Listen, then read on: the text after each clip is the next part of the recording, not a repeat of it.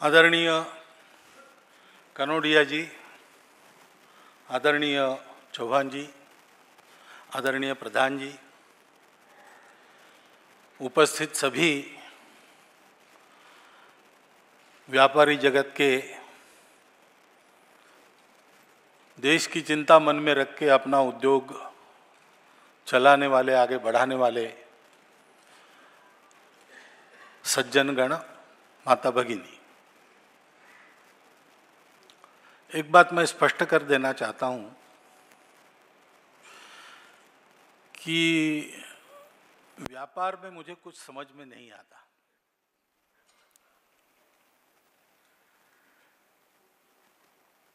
परंतु व्यापार, संपत्ति, समृद्धि, वैभव, ये सारी जो बातें हैं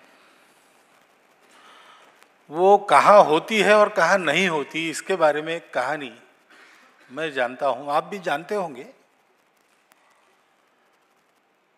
लेकिन आपके स्मरण के लिए मैं बताता हूं। अपने परंपरा में ऐसी छोटी छोटी कहानियों से जीवन के बड़े बड़े सबक हमारे यहां सबके मन में बिठाए जाते हैं। शास्त्र की तकनीकी भाषा सब लोग नहीं जानते, परंतु सार ग्रहण करने के लिए ऐसे कहानियों का उपयोग होता है। तो ऐसी मान्यता है कि एक हिरण्यकश्यप नाम का राक्षस था, उसके अत्याचारों से जनता पीड़ित थी और उसका ही पुत्र प्रहलाद था, वो बड़ा भक्त था। उसकी भक्ति समाप्त करने के लिए, उसको ही समाप्त करने के अनेक प्रयास उस राक्षस ने किए। वो जिस भगवान की वो भक्ति करता था, उस भगवान की कृपा से असफल हो गए और अंततोगत्वा भगवान ने ही नृसिंह का रूप धारण करके उस राक्षस का वध किया। अब राक्षस और देवों की लड़ाई वो तो चलती आ रही थी, तो देव भी इस अवसर की प्रतीक्षा कर रहे थे। देवों का राजा इंद्र था, उसको लगा ये राक्षस ही काटा है अपने रास्ते में, ये मर जाएगा तो सारा राज्य अपने को मिल जाएगा।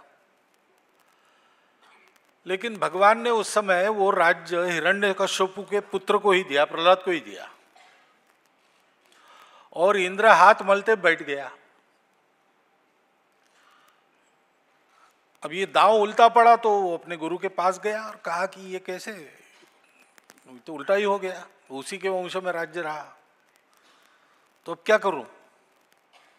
तो गुरु ने उसको कहा कि अभी कुछ मत करो, अभी कुछ करने का समय नहीं है, करोगे तो उल्टा ही पड़ेगा, रुको, समय की प्रतीक्षा करो, समय आने पर मैं बताऊंगा क्या करना। अब अपनी पुराणों की भाषा में वो कहते हैं कि 2000 साल 3000 साल हो गए प्रहलाद का राज्य चल रहा था। फिर इंद्र ने पूछा गुरु को कि क्या करना चाहिए, तो बोले लड़के काम नहीं होगा, वो प्रहलाद बड़ा सत्वशील है, वो दानी है, राज्य करता है तो ये मानता है कि प्रजा को जो चाहिए वो देना मेरा काम है, तो तुम याचक बनकर उसके दरबार में जाओ। तो बोले मैं राज्य मांग लूं तो दे देगा? तो बोले राज्य मत मांगना, उसका सत्व मांग लो। ठीक है, इंद्र अपना याचक का वेश धारण करके उसके दरबार में गया और प्रहलाद को उसने कहा कि मैं याचना लेके आया हूं, लेकिन पहले वचन दो कि मैं पूरा करूंगा। तो प्रहलाद ने कहा भाई मेरा तो व्रत है, तुम याचक बनकर आए हो, मैं जान रहा हूं तुम इंद्र हो और जरूर कुछ दांव तुम्हारे मन में है, लेकिन मेरा भी व्रत है देने का, तुमको वचन मांगने की जरूरत ही नहीं, ये मेरा व्रत ही है, तुम मांगो मैं दूंगा, कुछ भी मांग लो। तो इंद्र ने कहा ठीक है, फिर तो आपका सत्व मुझे दे दो। तो प्रहलाद ने तुरंत जल से संकल्प करके अपना सत्व इंद्र को दे दिया और उसका सत्व एक पुरुष की आकृति में उसके शरीर के बाहर आकर इंद्र के शरीर में चला गया। प्रोसेस पूरा हो गया, लेकिन पूरा होने के बाद भी रुका नहीं। उसके बाद और एक पुरुषाकृति प्रहलाद के शरीर से निकली और इंद्र के शरीर में जाने लगी। तो प्रहलाद ने उनको पूछा कि ये क्या मामला है भैया, तुम कौन हो, क्यों वहां जा रहे हो? तो बोले मैं तुम्हारा बल हूं, और बल तो सत्व में होता है। अब सत्व तुम्हारा इंद्र के पास चला गया तो मैं उसके पीछे पीछे मैं भी जा रहा हूं। उसके पास और एक प्रकाशमान प्रकृति आकृति प्रहलाद के शरीर से निकली और वो जाने लगी इंद्र के पास। तो प्रहलाद ने पूछा कि अब आप कौन हो और आप क्यों जा रहे हो? तो बोले मैं तुम्हारा तेज हूं, जहां सत्व है जहां बल है वहीं पर तेजस्विता रहती है। अब ये दोनों इंद्र के पास चले गए तो मैं यहां रह के क्या करूं? मैं भी निकल गया, वो भी इंद्र के पास चला गया। उसके बाद एक महिला की आकृति प्रहलाद के शरीर से निकली। तो प्रहलाद ने पूछा माता जी आप कौन है, आप मेरे शरीर में क्या कर रही थी और वहां आप क्यों जा रही हो? तो बोले मैं तुम्हारी लक्ष्मी हूं, जहां सत्व बल और तेज है वहीं मैं रहती हूं। तो तुमने इसका त्याग कर दिया, इंद्र को दे दिया, वो वहां चले गए तो मैं उनके पीछे पीछे जा रही हूं। एक सत्व छोड़ दिया प्रहलाद ने, उसका सब कुछ चला गया, वैभव भी चला गया, लक्ष्मी भी चली गई। हमारा संबंध तो लक्ष्मी जी से है। लेकिन अभी आपने जो वर्णन किया कि हम ऐसे थे और कैसे हो गए और वैसा फिर होना है, तो हम ऐसे अगर थे तो ऐसे क्यों हुए, इसका अगर अध्ययन आप करते हो तो आपको ध्यान में आएगा कि 1000-1200 वर्ष हम आक्रमणों से लड़ते आ रहे हैं, और आक्रमण होता है, युद्ध चलते हैं, झगड़े होते हैं, हानि तो होती है। युद्ध का पर्पस क्या है, युद्ध करना चाहिए नहीं करना चाहिए ये बात अलग है, लेकिन वो होता है तो जनहानि धनहानि ये दोनों होती है। इसलिए दुनिया कहती है युद्ध मत करो, युद्ध मत करो, लेकिन हमारे यहां हुए। लेकिन लगभग 500-700 वर्ष इस्लाम आक्रमण के साथ लड़ता हुआ भी अपना देश दुनिया का वैभव संपन्न देश ही था। अंग्रेजों ने जब अपने देश को हाथ में लिया तब के उनके सर्वेज को आधार बनाकर धर्मपाल जी ने भारत के वैभव का वर्णन करने वाली, भारत के शिक्षा की स्थिति का वर्णन करने वाली, भारत के उद्योगों की स्थिति का वर्णन करने वाली वस्तु स्थिति परक पुस्तकें लिखी है। आप कभी उसका अध्ययन कर लीजिए। तब भी जीडीपी के मामले में, इकोनॉमिक इंडेक्स के मामले में, सब मामलों में हम दुनिया में पहले 5 देशों में ही रहे। लेकिन अंग्रेजों ने एक बड़ा काम किया, उनको ध्यान में आया कि ये देश बार बार आक्रमणों से लड़कर भी तरोताजा होकर फिर से उठ जाता है और हमको तो इसकी संपत्ति चाहिए, इसको लूटना है। अभी भी आप तो जाते ही होंगे, मैं भी जाके घूम के आया हूं, 4-5 बार गया हूं, जाते रहता हूं, जैसे संघ भेजता है वैसे। तो विदेशों में बसने वाले, विशेषकर इंग्लैंड में बसने वाले भारतीय जब मुझे कभी घुमाते हैं इधर उधर, समय मिलता है तो देख के आता हूं देश भी, तो वो मुझे बताते कि ये जो सेंट जॉन चर्च की भव्य इमारत यहाँ खड़ी हुई है ना, वो उसका सारा धन अमुक अमुक लड़ाई में अंग्रेजों ने प्रदेश जीता उसके रेवेन्यू से बनी है, ऐसा बताते हो। औद्योगिक क्रांति तब हुई जब भारत से धन वहां छीना गया, और ये हम करते रहे, हमको कोई विरोध ना हो, हमारे गुलाम बनकर ये लोग चलते रहे। इसलिए अंग्रेजों ने एक बड़ी महत्वपूर्ण बात की, हमारे सत्व का निषेध कर दिया पूरा। अब हम क्या है, हम किस प्रकृति पर खड़े हैं, हमारी संस्कृति क्या है, हमारा सत्व क्या है, हम लोग जानते नहीं। और जानना है तो भी हमको अधिकांश विदेशों के ग्रंथों को पढ़ना पड़ता है, हम अपने ग्रंथों को नहीं पढ़ते। उनकी बुद्धि से हम देखते हैं। आज भी भारत पीछे नहीं है। भारत की दृष्टि से अध्ययन किया जाए तो भारत दुनिया का आज भी अभी भी सर्वप्रथम देश है। लेकिन सर्वप्रथम कौन है इसकी परिभाषाएं बदल दी गई है और हम बदली हुई परिभाषा को देखकर कहते कि हम पीछे हैं। ये तो दिखता ही है ना कि दुनिया में सर्वत्र भारतीय चाहिए, डॉक्टर चाहिए, कौन चाहिए? भारत का डॉक्टर चाहिए। ये वस्तु स्थिति है। मैंने भी ये अनुभव किया, आपने भी बताया। व्यापारी जगत का ये अनुभव मेरा नहीं, एक समिट हो गई, शायद दुबई में हुई, और अरब कंट्रीज को करार करने थे अपने औद्योगिक उन्नति के लिए। दुनिया भर के सब राष्ट्रों को बुलाया उन्होंने, भारत के भी लोग गए। अपने जो मंत्री गए थे उन्होंने मुझे बताया कि पहले दिन हम जब पहुंचे तो अरब देशों के प्रतिनिधियों ने मुझे कहा कि थोड़ा रात को एक 15-20 मिनट आपसे अकेले में मिलना है।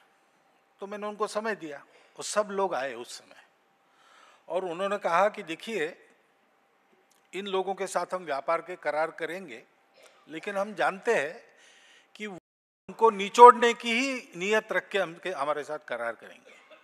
तो हम करेंगे तो फिर हमको भी पता है, हम भी अपने दांव खेलेंगे, वो भी यही चलता रहेगा, और उसमें लाभ हमको बहुत ज़्यादा नहीं मिलता। भारत पर हमारा विश्वास है, आप करेंगे तो ईमानदारी से करेंगे, आपके साथ करार होगा तो हम आश्वस्त रहेंगे कि कोई उल्टा दावपेच आप नहीं चलेंगे, उसमें कोई फाइन प्रिंट में कुछ नहीं है ऐसा लिखेंगे जिससे सारा दाना आपके ही आंचल में गिरेगा, हमारे पास कुछ नहीं रहेगा। इसलिए हम आप ही के साथ सारे करार करना चाहते हैं। आपके टेंडर्स थोड़े कम वैल्यू के आप रखो तो हमको स्वीकारने में आसानी हो जाएगी। अब भारत की जो स्थिति आंकड़े बताते हैं और हम वर्णन करते वो हो, लेकिन विश्वास किसके प्रति है? वो हमारे ही प्रति है। हम आज दुनिया के सबसे अमीर देश है ही, क्योंकि अमीरी की परिभाषा दुनिया करती है उस देश के लोगों के पास कितना पैसा है। हमारी परिभाषा क्या है अमीरी की? कितना पैसा आपने कमाया ये नहीं है, कितना पैसा आपने बांटा ये हमारी परिभाषा है। उसमें आज दुनिया का व्यापार नहीं चलता है। आप लोगों को भी जो करना पड़ता है उस टर्मिनोलॉजी के अनुसार करना पड़ता है, इसलिए आभास उत्पन्न होता है कि हम नहीं हैं। सबसे पहली बात हमको जो छोड़ देनी है विचार से, हम नहीं है ये कहना बंद करो। वस्तुस्थिति ये है कि हम ही है, हम ही है। क्योंकि ये सारे जो दुनिया के व्यापार चल रहे हैं, यानी कॉमर्स के नाते भी व्यापार चल रहे हैं, वैज्ञानिक अनुसंधान चल रहे हैं, नई नई तकनीकियां आ रही है, दुनिया इसको ला नहीं रही है, दुनिया इसमें फंस गई है। दुनिया इसमें फंस गई है। इसको साथ रखना और इसमें न फंसते हुए इसके मालिक बनकर इसको चलाना, ये दुनिया के पास नहीं है। देखिए, जीवन कैसा है, मेरी जो आवश्यकता है उसके अनुसार मैं सब बातों का उपयोग करके अपना जीवन बनाता हूं, यही होना चाहिए। मैं मनुष्य हूं तो दुनिया का सर्वश्रेष्ठ प्राणी हूं, दुनिया का संचालन मैं करूंगा। आज ऐसा नहीं हो रहा है, दुनिया मनुष्यों का संचालन कर रही है।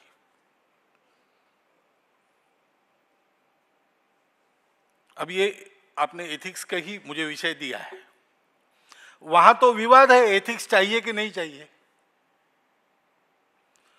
वैज्ञानिक नई नई तकनीकी नई नई खोजें लाते हैं और फिर विवाद चलता है कि इसको प्रकाशित करना कि नहीं करता, इसको उपयोग में लाना कि नहीं लाना, क्योंकि एथिकली इसका विचार किया जाना चाहिए।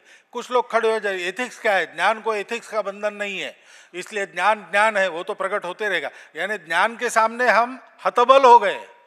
वो ज्ञान है, वो प्रकट होगा और उसके अनुसार हमको बदलना पड़ेगा।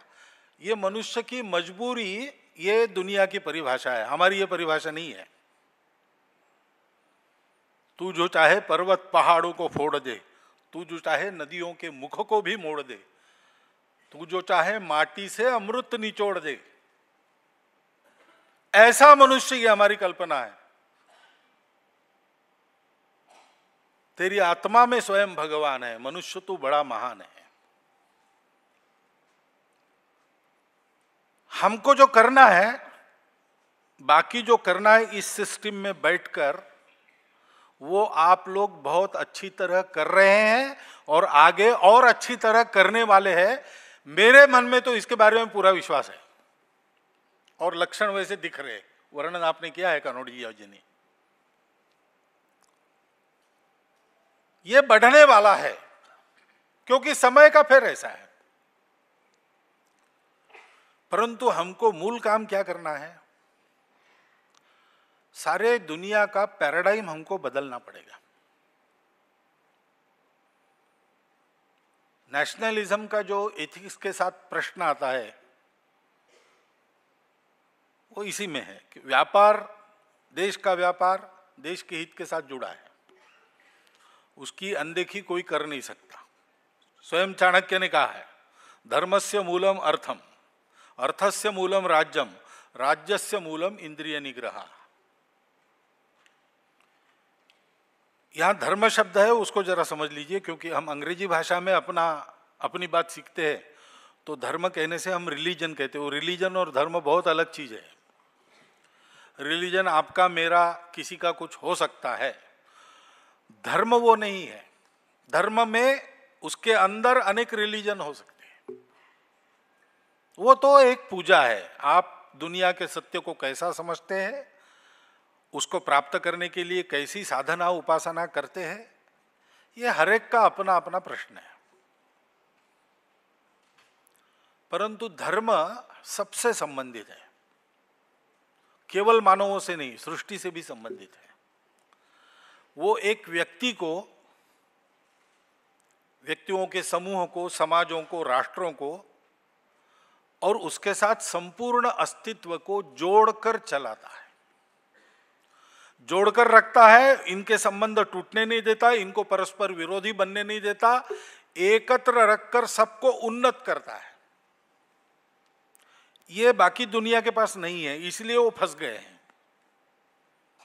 इस तत्व को, क्योंकि वो हमारा सत्व है। भारत धर्म प्राण देश है। विवेकानंद ने कहा है कि जब तक भारत में धर्म का लेश मात्र है, तब तक भारत को मिटाने की कोई ताकत किसी दुनिया की शक्ति में नहीं है। और आगे वो कहते हैं कि ऐसा होगा नहीं, लेकिन दुर्भाग्य से अगर ऐसा हो गया कि भारत में धर्मलोप हो गया संपूर्ण, तो भारत को बचाने की ताकत भी दुनिया की किसी शक्ति में नहीं है। हम लोगों के अस्तित्व का, भारत के नाते हमारे इस पृथ्वी पर विद्यमान रहने का प्रयोजन ही ये है, हमको भटकी हुई दुनिया को ये जोड़ने वाला तत्व। आज वो समझते जोड़ने के लिए उनके पास कुछ नहीं है, ज्ञान है, व्यक्ति के स्वतंत्रता का डिंडिम बजता है, इंडिविजुअलिज्म चलता है, उसके प्रतिक्रिया में सोशलिज्म भी चलता है, दोनों की लड़ाई चलती है। मनुष्य का विकास करने वाला विज्ञान तकनीकी प्राप्त करते हैं, लेकिन उससे सृष्टि खराब होती है, उनका भी झगड़ा चलता है। विकास के लिए कुछ करे तो पर्यावरणवादी आंदोलन करते हैं, उनका सुने तो विकास बंद करना पड़ता है। इलाज क्या है? इलाज किसी को मालूम नहीं, क्योंकि जोड़ने वाला तत्व उनके पास नहीं, वो हमारे पास है। हमारे पूर्व काल में आक्रमण शुरू होने के पहले ज्ञान विज्ञान का सर्वोच्च विकास भारत से गया है सर्वत्र, और ऐसा विकास होने के बाद भी हमारे यहां की सृष्टि खराब नहीं हुई। अपने देश में कम से कम 8000 वर्षों से जमीन में खेती चल रही है। उस खेती से हमारा पर्यावरण, जमीन खराब नहीं हुआ, अन्न विषयुक्त नहीं हुआ। अफ्रीका में गए यूरोपियन लोग, वहाँ की ज़मीन को अधिकार में कर लिया और वहाँ पर उन्होंने 400 साल खेती की। जहाँ जहाँ उन्होंने खेती की वहाँ वहाँ ज़मीन ऊसर बन गई। अब उसको फैलो रखना पड़ता है, 10 साल फैलो रखो, बाद में खेती करो, कानून बनाना पड़ता है। अन्न की पैदावार बढ़ाने के लिए तकनीकी लाई, अन्न में कैंसर उत्पन्न करने वाले तत्व मिल गए। जमीन खराब, खेती वनस्पति खराब, पानी खराब, हवा खराब। ये खराबी वाली समस्या कब की है? ये तो आधुनिक काल में आई है। हमने तकनीकी का उच्चतम विकास किया था। आज भी ढाके का मलमल एक सत्य है। उसका जो धागा बनता था वो धागा आज के कंप्यूटर युक्त मशीन भी नहीं बना सकते। आज भी सत्य है। झारखंड के देहातों से 4 वनवासियों को नागपुर में लाया और वहाँ के टेक्निकल इंस्टीट्यूट में उन्होंने फौलाद बना के दिखाया, स्टेनलेस स्टील। उस पैरामीटर का स्टेनलेस स्टील आज दुनिया के किसी मशीन से नहीं बनता, किसी भट्टी में नहीं बनता। और उसके पास जाने वाला स्टील बनाने के लिए बड़े बड़े कारखाने बनाने पड़ते हैं, जमीन एक्वायर करनी पड़ती है, वो फैक्ट्री बनती है तो पोल्यूशन होता है और जमीन का भी खनिज का शोषण होता है, ये सारा होता है। इनकी भट्टी है, 8 लोग अपने हाथ से उठाकर जिसको लोहा चाहिए, स्टील चाहिए, उसके आंगन में ले जा सकते हैं। रोजगार ज्यादा देती है, कम ऊर्जा खाती है और अच्छा स्टील उत्पन्न करती है। ये टेक्नोलॉजी हमने दी है दुनिया को। ऐसे हम थे, हमने अपने सत्व को छोड़ दिया और हम गिरते चले गए। आज उस सत्व का भान हम में जग रहा है। पहले स्वाभिमान जगा है कि हम भारत है, दुनिया में हमको कुछ कर दिखाना है। ये उमंग आज नई पीढ़ी में तो है ही है, सर्वत्र है, सब क्षेत्रों में। हम काम न करें तो भी वो है। हम ये दावा नहीं करते कि हमारा किया कराया है। हम इतना जरूर कहते हैं कि इन भावनाओं को चैनलाइज करना, दिशा देना, प्रोत्साहन देना, ये काम हम कर रहे हैं और करेंगे। उसी के लिए हमारा काम है। परंतु ये करना है तो पहले हमको ये देखना पड़ेगा कि हम क्या है, क्योंकि नए एथिक्स की जरूरत है, नए पैराडाइम की जरूरत है। तो हमारे यहां यह कहा गया है, धर्मस्य मूलम अर्थम। मनुष्य धर्म का आचरण तब कर सकता है जब वो स्वयं सुख में है, स्वावलंबी है। भूखे भजन न होए गोपाला, सीधी बात है। विवेकानंद ने भी कहा कि अरे भाई, वो बाद में आपका अध्यात्म वगैरह बाद में सिखाओ, पहले उसके पेट में अन्न डालो, पहले उसके दिमाग में विद्या दो, अज्ञान और दारिद्र्य को दूर करो। पहले तैयार हो जाएंगे तब अध्यात्म सिखाना। उनको जिएंगे कि मरेंगे ये समस्या पड़ी है और आप उनको भगवान बता रहे हैं। तो जीवन सुखपूर्ण है तभी अध्यात्म फलता फूलता है। यही हुआ हमारे देश में। अध्यात्म का इतना चरम उत्कर्ष जो हुआ है, पूर्ण सत्य हमने पा लिया। क्यों पा लिया? क्योंकि हम सुरक्षित थे। उस जमाने में ये सुजल सुफल मलय शीतल भूमि जो उस समय खंडित नहीं थी, अखंड थी। अफगानिस्तान के पश्चिम से बर्मा के पूरब तक और तिब्बत के चीन की तरफ ढलान से श्रीलंका के दक्षिण तक, ये सारा देश खाने पीने की कोई ददात किसी को नहीं थी। कोई बाहर से आता ही नहीं था तो लड़ने की भी जरूरत नहीं थी। आ ही जाए कोई, हम कहते थे कि तुम भी बच जाओ भैया, इतने सारे लोग खा रहे, तुम भी खाओ। तुम्हारी भाषा अलग है तो हमारी पहले से ज्यादा है। तुमने इतनी भाषाएं कभी देखी नहीं, उतनी हमारे देश में पहले से। देवी देवता पहले से 33 करोड़ नए नए आते रहते हैं। इस विविधता से हमको कोई, उसका तो हम स्वीकार करते हैं भैया, उसका उत्सव बनाते हैं, उसका सम्मान करते, क्योंकि हम जानते हैं कि ये विविधता अलगता नहीं है। ये विविधता एक एकता का ही दूसरा रूप है, आविष्कार है। उस एकता को हमने जान लिया है, इसलिए दुनिया की विविधता में हम उस एकता को देख के चलते हैं। ये अपना बेसिक पैराडाइम ये है। हम भारत के हैं यानी क्या है, तो हम ये जानते हैं, वसुधैव कुटुंबकम प्रधानमंत्री जाके कहता है, कॉन्फिडेंटली कहता है, और लोग उसकी आज सुनते हैं। क्यों? उस पर उनका विश्वास है। और विश्वास क्यों है?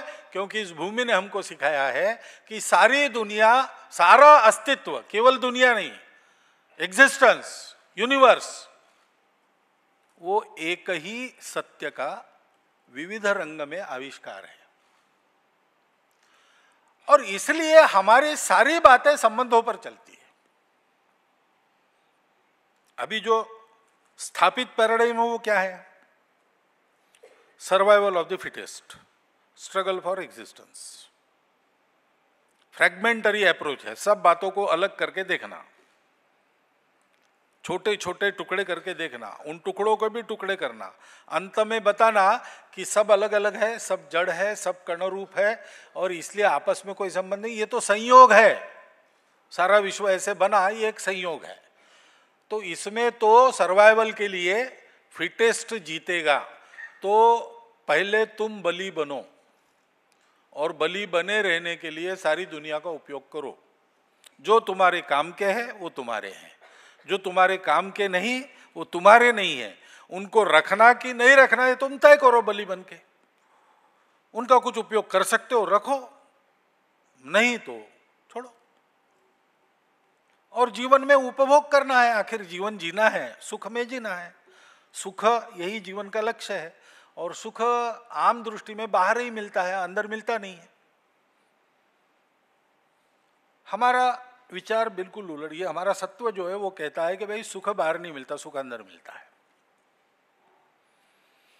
और अंदर सबके एक ही तत्व है जो सर्वत्र विद्यमान है। इसलिए हम सब लोग एक दूसरे के रिश्तेदार हैं।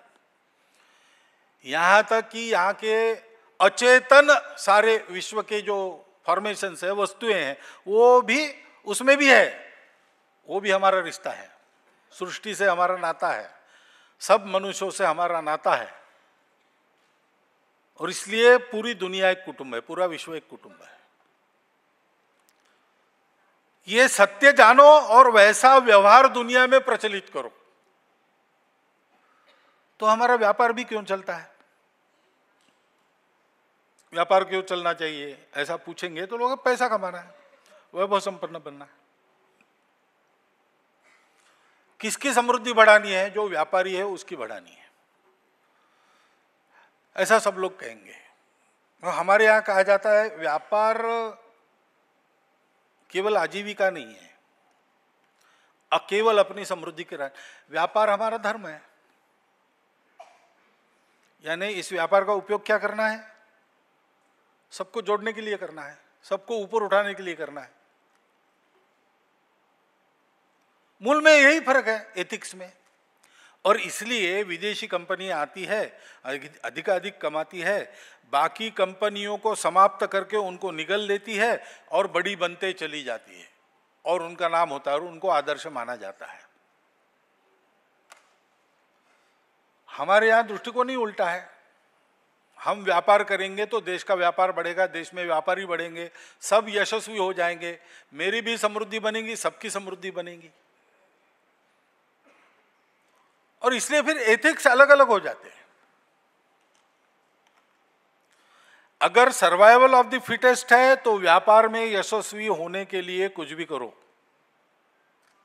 एक प्रकार का युद्ध है बाकी लोगों से, और everything is fair in love and war. हमारे यहां कहा गया ऐसा नहीं है, fair is fair, unfair is unfair, B it love और वॉर।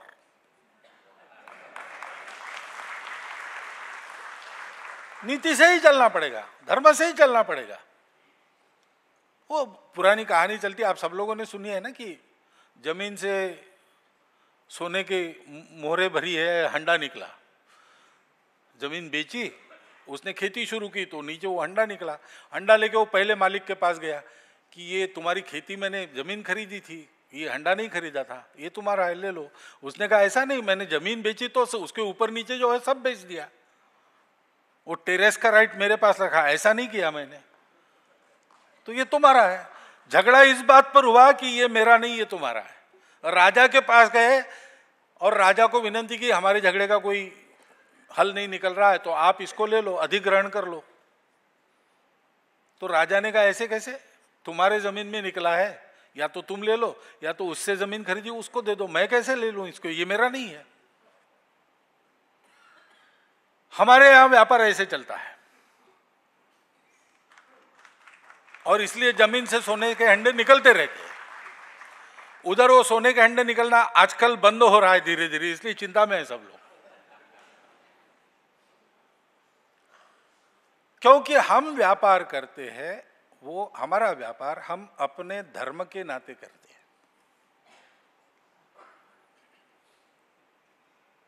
हमारे यहां देखते, आप भी देखते हैं, शायद होता भी होगा आपके यहां घर में,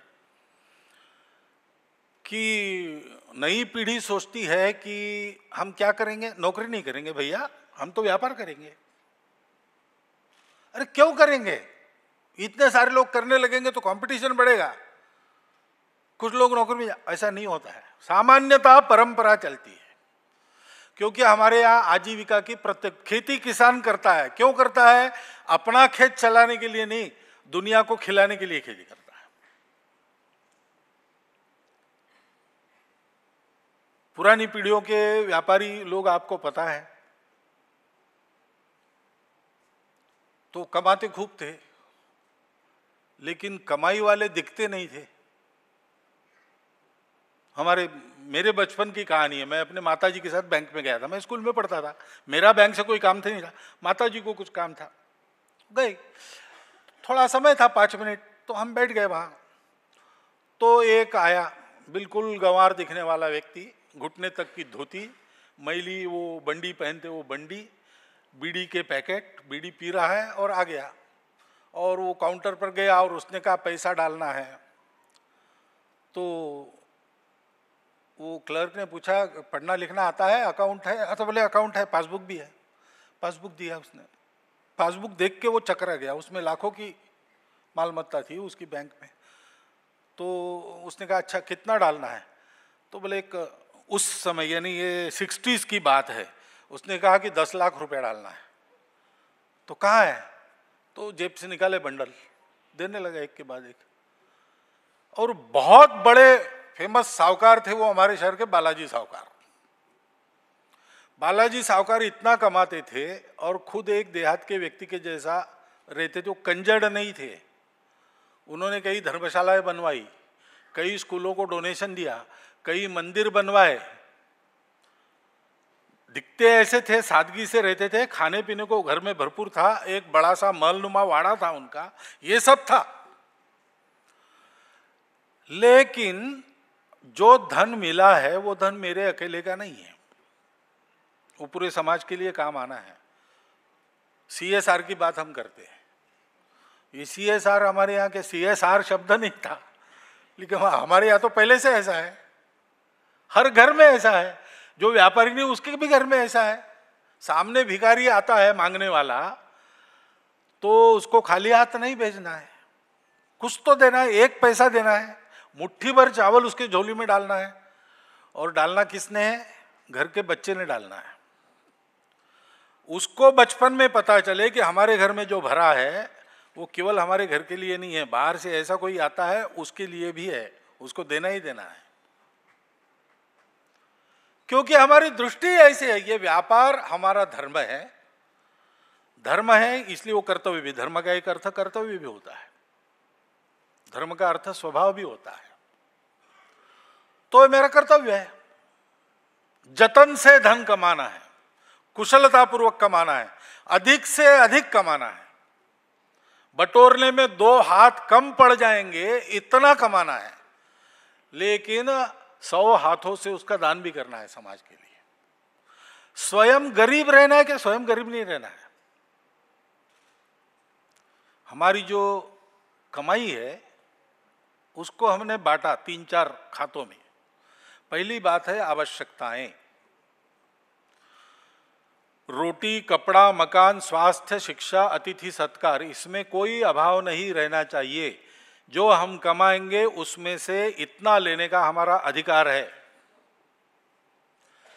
हम व्यापारी बनते हैं, बड़े व्यापार करने लगते हैं तो समाज में एक स्थान बनता है, उस स्थान के अनुसार हमको रहना पड़ता है। बालाजी सावकार ऐसे रहते तो वो जमाना गया, आज हम ऐसे रहेंगे तो चलेगा नहीं। हमको कुछ वेश पहनना पड़ेगा, कुछ घर बनाना पड़ेगा, हमारी एक पोजीशन रहती है। उस आवश्यकता के साथ कुछ सुविधा भी आवश्यक हो जाती है। आज व्यापार करना है तो आपके घर इंटरनेट चाहिए, वो सुविधा आप ले नहीं सकते धना के अभाव में, तो आप कर नहीं सकते, ऐसी सुविधाएं लगेगी। ऐसे भवन बनाने पड़ेंगे, सामूहिक भवन बनाने पड़ेंगे, उसमें डोनेशन देना पड़ेगा। इस सब के लिए धन अपने कमाई से लेना ये आपका अधिकार है। लेकिन लग्जरी ये अधिकार नहीं है। लग्जरी आ पड़ती है तब उसको फेस करना, उसमें से निकलना। सबके जीवन में ऐसा होता है, आपके जीवन में तो होता ही होगा। हम लोग संघ के प्रचारक हैं, सब कुछ छोड़ चुके हैं, लेकिन अब संघ इतना बड़ा हो गया, मैं सरसंघ चालक हो गया हूं, तो कहीं भी जाता हूं मेरे लिए अलग कमरा रखते हैं, सेल्फ कंटेन्ड कमरा रखते हैं। उसमें मैं जाता हूं तो पहले से वहां एक रेजर तैयार है दाढ़ी बनाने के लिए, टूथब्रश, टूथपेस्ट मेरे पास मेरा है, लेकिन वो रखते हैं वहां, टॉवेल रखते हैं। अब मैंने इसकी कल्पना नहीं की थी, मैं इसके पहले जिला प्रचारक था, नगर प्रचारक था, सब था, तो सब अपने को करना पड़ता था। कपड़े धोने लगता हूं तो कोई आता है, नहीं नहीं आप मत धोइए, वो रख दीजिए। अब ये आ पड़ता है तो उसमें से जाना पड़ता है। पहले हम घूमते थे, मुंबई में भी घूमा हूं मैं, कोई देखता भी नहीं था। आज आगे पीछे इतनी गाड़ियां चलती है, अब वो टाल नहीं सकते, वो आ पड़ा है, क्या करेंगे, उसमें से जाना पड़ेगा। लेकिन उसका स्पर्श बिना हो, मेरे दिमाग में वो नहीं जाना चाहिए। कल अगर सरकार इनकी सिक्योरिटी निकालो तो मैं एप्लीकेशन नहीं करूंगा कि वो नहीं, वो थोड़ा एक लाल बत्ती तो दे दो कम से कम, ये नहीं करूंगा मैं। वो एक प्रतिष्ठा है, वो आती है जाती है, लग्जरीज आती है जाती है, उसमें से निकलना है सही सलामत, अपने को अपने आप को सलामत रखते हुए। सारे धन का बाकी उपयोग समाज के लिए करना, ये तो हमारी परंपरा है। CSR तो आज आया है। 2% कितना है, 2% है ना, 2% क्या चीज है भाई। भामाशाह ने तो सब कुछ राणा प्रताप को दे दिया, तब कहां कानून था 2% वाला। कितने लोगों ने, चिदम्बरम पिल्ले ने अपनी सारी संपत्ति लगा दी स्वदेशी उद्योग खड़ा करने के लिए, जब तो हो गई आगे चल के अंग्रेजों के षड्यंत्रों के कारण, गरीबी के हालत में मरे। ठीक है ना श्रीवास साहब, दिस इज राइट, ऐसा हुआ है। जमशेदजी टाटा ने सारा खड़ा किया, क्यों खड़ा किया, इसलिए नहीं खड़ा किया कि उनको कमाना था, उन्होंने अच्छा ताला बनाया, लेकिन वो भारतीय थे, इसलिए उसको पीछे रख के अंग्रेजों की तिजोरियां बिकने लगी, तो उन्होंने कहा कि इनके कंपटीशन में मेरे देश का पोलाद उद्योग मैं खड़ा करूंगा, इसलिए जमशेदपुर बना है। हमारा व्यापारी व्यापार क्यों करता है, वो उसका धर्म है, तो व्यापार करना ही है। अपने घर के नई पीढ़ियों को अधिक अच्छा व्यापार करने के लिए तैयार करके व्यापार में ही डालना है, ये परंपरा चलनी चाहिए। दूसरी बात है, यह व्यापार केवल मेरे लिए नहीं है, ये मेरे देश के लिए है, और मेरा देश विश्व के लिए जीता है। भारत का व्यापार समृद्ध होगा, विश्व का व्यापार समृद्ध होगा। इस व्यापार से केवल मेरा पेट नहीं पलेगा, सबका पेट पलेगा, इसलिए मेरा व्यापार चलेगा, उसमें से रोजगार बढ़ेगा। मैं एथिक्स की बात कर रहा हूं। अपना व्यापार बढ़ाते समय रोजगार का विचार न करते हुए उसका ऑटोमेशन, मैकेनाइजेशन करने की प्रवृत्ति चलती है। टेक्नोलॉजी है, हम लेंगे, उससे विरोध नहीं है हमारा, लेकिन हम ये देखेंगे कि मेरे व्यापार पर अवलंबित जितने लोग हैं उनका भी चलना चाहिए। मेरे यहाँ चला तो बहुत अच्छा है, नहीं तो कुछ व्यवस्था उनके करेंगे। अपने देश का रोजगार मार कर और मैं संपत्ति नहीं कमाऊंगा, और हमारे सारे व्यापार चलेंगे, वो पर्यावरण को नहीं बिगाड़ेंगे।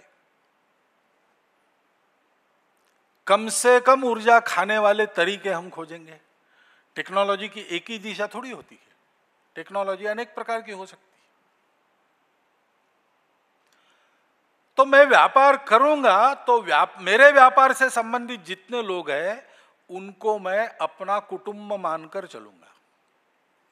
कुटुंब ब्लड रिलेशन होता है अपने यहां, उसके लिए और एक शब्द है परिवार। वो परिवार एक बड़ा दायरा है, उसमें सब कुछ आता है, उसमें सब कुछ आता है। इसी से प्रगति होती है। जापान एक समय दुनिया के बाजारों का राजा था, उस समय उसका अध्ययन किया गया और एक पुस्तक लिखी गई, आप सबने पढ़ी होगी, मेरे से ज्यादा आपने अच्छी पढ़ी होगी, द इनक्रेडिबल जापानीज। अगर आपको पता है तो उसके अंत में उसने 9 निष्कर्ष दिए हैं। जापान इकोनॉमिकली दुनिया का लीडर क्यों बना है, और 9 में से पहले 5 रीजन अर्थशास्त्र से संबंध नहीं रखते। पहले 5 कारण। पहला उन्होंने कहा है कि जापान इसलिए प्रगत हुआ क्योंकि जापान के लोग देशभक्त हैं। दूसरा उन्होंने कहा जापान इसलिए प्रगत हुआ कि जापान के लोग अपने पूरे उद्योग में सबको परिवार मानकर चलते हैं, फैमिली कंसेप्ट रहता है। तीसरी बात वो कहते हैं कि जापान के लोग अपने देश के आर्थिक प्रगति के लिए किसी भी प्रकार का साहस करने के लिए तैयार है। चौथी बात उन्होंने कही है कि जापान के लोग अपने देश के प्रगति के लिए किसी भी प्रकार का रिस्क लेने के लिए तैयार है। और 5वीं बात उन्होंने कही है, हमारे लिए बहुत महत्व की है, कि जापान का आदमी उद्योग करता है तो 0 एरर प्रिंसिपल पर चलता है।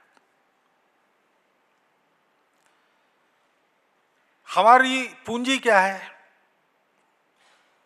लोग पूंजी यानी आर्थिक पूंजी मानते हैं दुनिया में, लेकिन हमारे यहां क्या कहा गया है? हम जो प्रयास करते वो हमारी पूंजी है। उद्यमम साहसम धैर्यम बुद्धि शक्ति पराक्रम। इसमें कहीं भी धन का उल्लेख नहीं है। उद्यम चाहिए, साहस चाहिए, धैर्य चाहिए, पेशेंस, बुद्धि चाहिए, शक्ति चाहिए, और मैं जीतूंगा, मैं नए नए क्षेत्रों में अपने को स्थापित करूंगा, ये पराक्रम की वृत्ति चाहिए, विजिगीषा जिसको कहते हैं। षडेते यत्र वर्तन्ते तत्र दैव सहायकृत। ये 6 गुण जिनके पास है, भाग्य भी उनका साथ देता है। और टालने के लिए कहा है षड दोषा पुरुषेणेह हातव्या भूतिमिच्छता। वैभव चाहने वाले पुरुष ने 6 दोषों से दूर रहना चाहिए।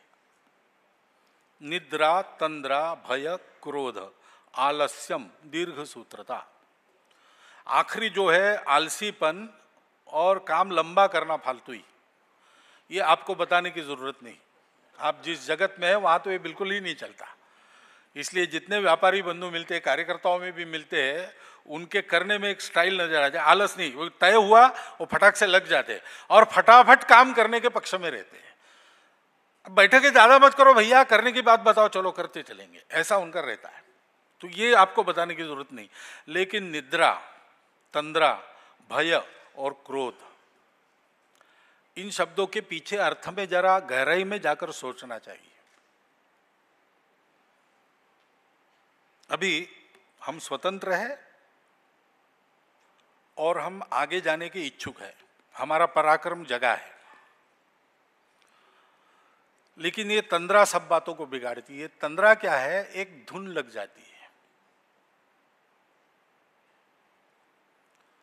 धुन लगना अच्छा होता है, लेकिन धुन ठीक प्रकार की लगे तो अच्छा होता है। नागपुर से वर्धा 80 किलोमीटर है। हमारे एक मित्र ने सोचा, सही यानी किस्सा नहीं है, घटी हुई घटना है, कि साइकिल से जाएंगे गर्मी के दिनों में। तो निकले साइकिल चलाते चलाते, 12 बजे तक 1/3 अंतर उन्होंने किया साइकिल से, और फिर रुक गए। धूप तेज हो गई, नागपुर की धूप। तो अब 4 बजे तक भोजन, आराम, उसके बाद आगे बढ़ेंगे। ऐसा सोच के एक पेड़ के नीचे रास्ते के किनारे साइकिल स्टैंड पर रख दी। साथ में भोजन लाया था वो कर लिया, पानी वानी पी लिया और उसकी छांव में आराम से एक दरी बिछाकर सो गए। 3:30-4 बजे उठे, थर्मस में चाय थी वो ले ली, साइकिल स्टैंड से निकाली और चलना प्रारंभ किया। तंद्रा में, धुन में, जाना है जाना है जाना है। चलाते चलाते फिर से नागपुर का एरोड्रम दिखने लगा, तब उनके ध्यान में आया कि वो दिशा बदल गई। फिर से वापिस आए। इसको तंद्रा कहते हैं। हम एक तंद्रा में है, उससे अभी पूरे बाहर नहीं निकले, अब निकलना प्रारंभ हो गया है। वो तंद्रा, ये ब्रिटिशों ने जो बदला हुआ पैराडाइम हमारे मानस में डाला, उसका उन्होंने हमारे मन को ऐसा बना दिया कि हम अपने सत्व को भूल गए और विदेशों की आंखों से दुनिया जैसे दिखती है उसके आधार पर उन्होंने जो बनाया है सारा का सारा प्रमाण मानकर चलते गए। उसमें अच्छी बातें हैं, लेने लायक बातें हैं, करने लायक बातें हैं, वो पूरा का पूरा कूड़ेदान में डालने लायक नहीं है। बहुत सी बात, क्योंकि हमारा दुनिया को सोचना और उसके आधार पर बातें सारी खड़े करना का जो उद्योग है वो 1200-1500 वर्ष पहले बंद हो गया। उसके बाद समय बदला, उसके अनुसार हमने सोचा नहीं है, वो सोचते चले आए हैं। तो उनके पास बहुत सी बातें लेने लायक मिलेगी, लेकिन कुछ बातें ऐसी मिलेगी जिसको हमको छोड़ ही देना चाहिए। इसका विचार करते हुए उस तंद्रा के बाहर आकर अपने सत्व के आधार पर आज के देशकाल परिस्थिति में हमको क्या क्या करना चाहिए, कैसा करना चाहिए, उसके तरीके खड़े करने होंगे। जो चलता आया है उसी दिशा में हम बढ़ेंगे, नहीं चलेगा। व्यापार में भी ऐसा करना पड़ेगा, व्यापार में भी ऐसा करना पड़ेगा। और इसलिए उस तंद्रा से बाहर आना चाहिए। निद्रा से तो हम बाहर आ गए। हम भारत है, भारत को बड़ा बनाना है।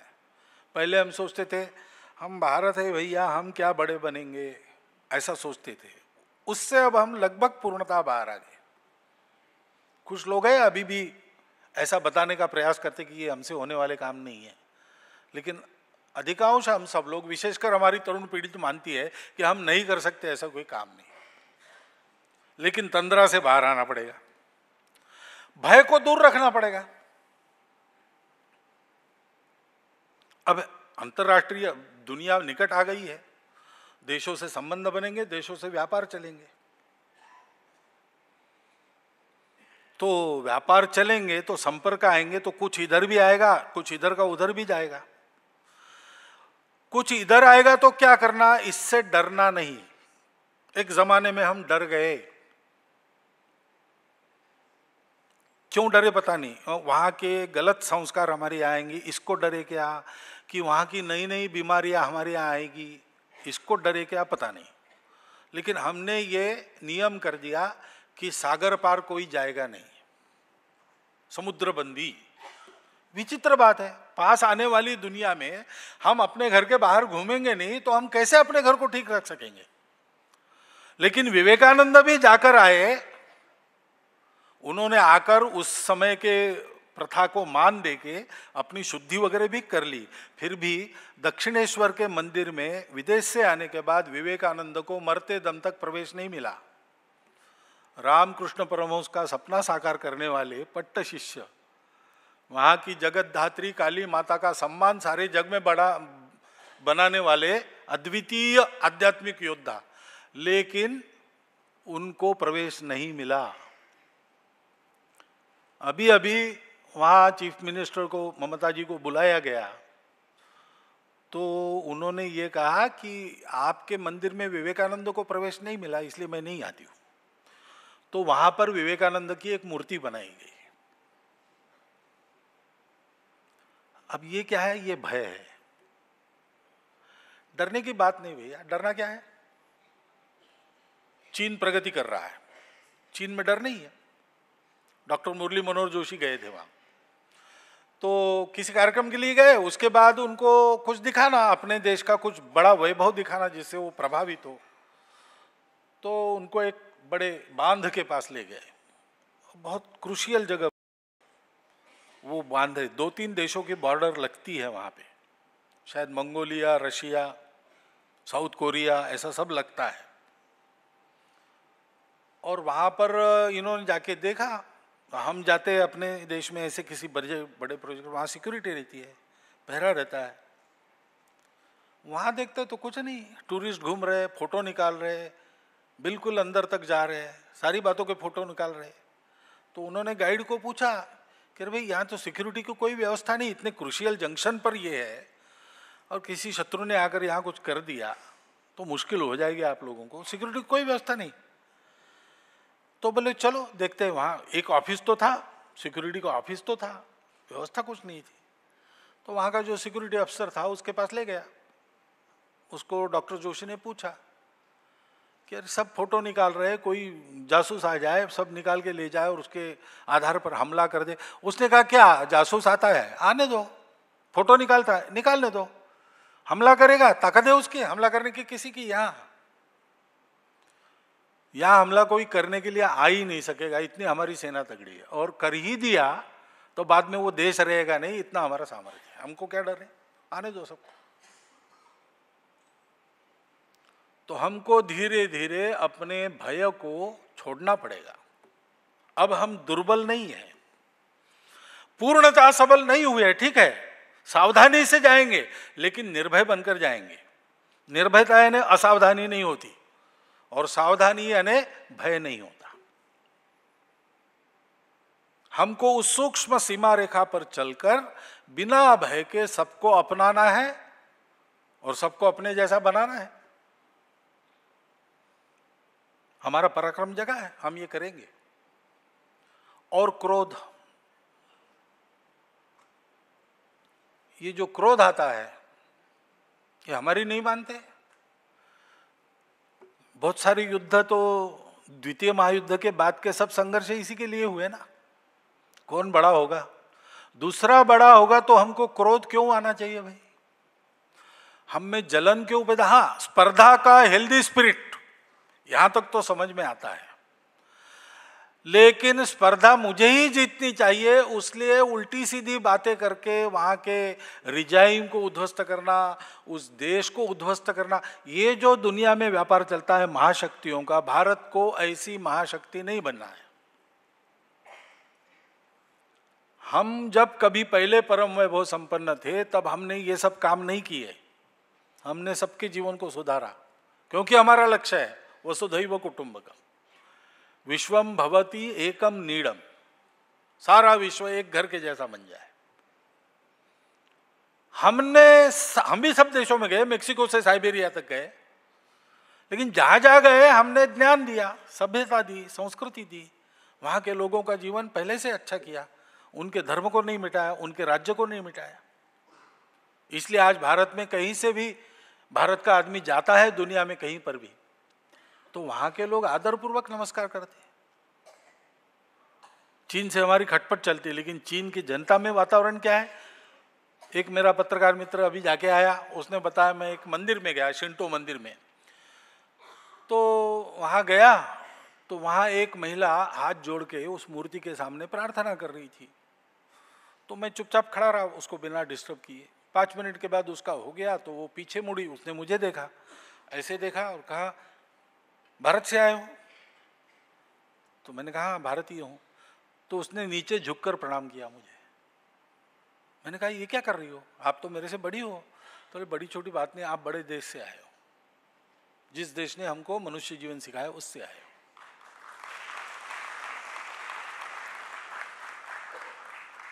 इसलिए निद्रा, तंद्रा, भय, क्रोध, इनको छोड़ के हमको चलना, ये अभी से उत्पन्न करना पड़ेगा, तब आगे चल के झलकेगा हमारे सब करने में।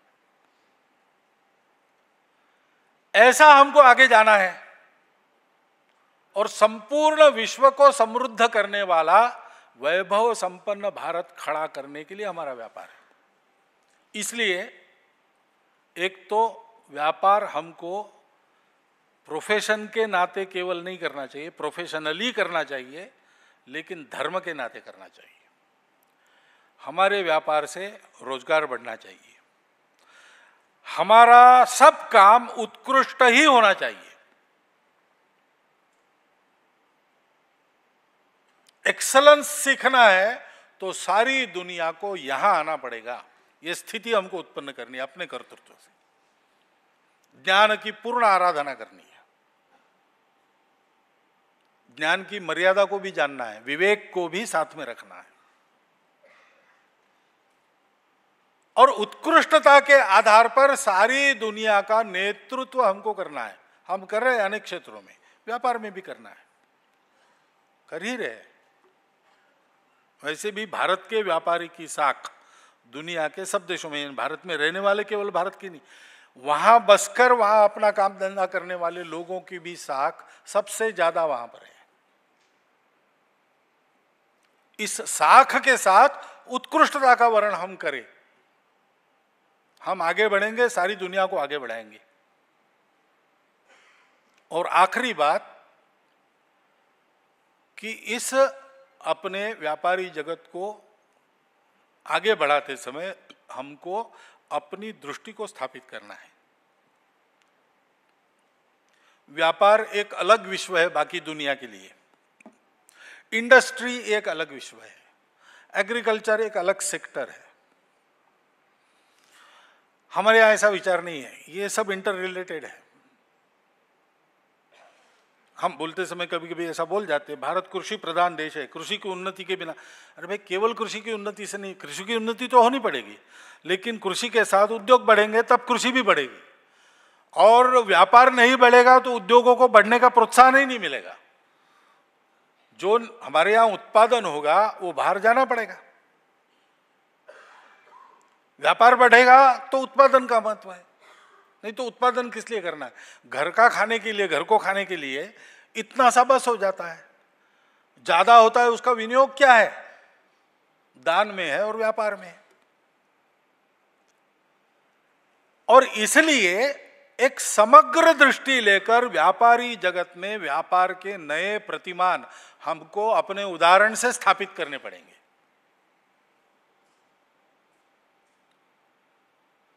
और ये करते समय फिर हमको आगे बढ़ते समय व्यापार के साथ नीतिमत्ता का ध्यान रखना पड़ेगा। वही प्रतिमान हमारा है, वो बिना नीति के व्यापार। गांधी जी अपने प्रारंभिक सदस्यों में रहे, उन्होंने ही कहा है बिना नीति के व्यापार मनुष्य जीवन की हानि करता है। हमको नैतिक व्यापार को स्थान देना पड़ेगा। सामान्यतः जो भी एथिक्स हम तैयार करेंगे उसमें इन 5 बातों को ध्यान में रखकर हमको चलना पड़ेगा। जैसा मैंने कहा, मैं तज्ञ नहीं हूं, इसलिए इसकी डिटेल्स आपको अपने अनुभव से वर्कआउट करनी पड़ेगी। मैं तो केवल अपने विचार के आधार पर दिशा क्या है उसके बारे में लोगों का सुनकर, उदाहरण देखकर और पढ़कर कुछ जो मेरे समझ में आता है वो आपके सामने रखता हूं। ये आपके चिंतन के लिए है, ये डिक्टेट नहीं है, डिक्टेट मैं दे भी नहीं सकता। लेकिन सारी दुनिया को एक नई दिशा देने वाला भारत खड़ा करना है तो भारत के व्यापारी का भी ये मिशन होना चाहिए, उद्योजक का भी ये मिशन होना चाहिए, भारत के कृषक का भी ये मिशन होना चाहिए। जो हमारा नेशनल मिशन है, संपूर्ण दुनिया को उसका खोया हुआ संतुलन वापस प्राप्त करा देने वाला धर्म देना। धर्म उसको प्रतिशब्द नहीं है, धर्म इस अर्थ में मैं धर्म बोल रहा हूं, वो धर्म देना। ये मिशन अपने देश में प्रत्येक व्यक्ति के अपने जीवन का मिशन हो जाए, हमारे व्यापारियों का भी ये मिशन हो और मिशन के तहत वो व्यापार हो, तो फिर वो व्यापार धर्म बनता है।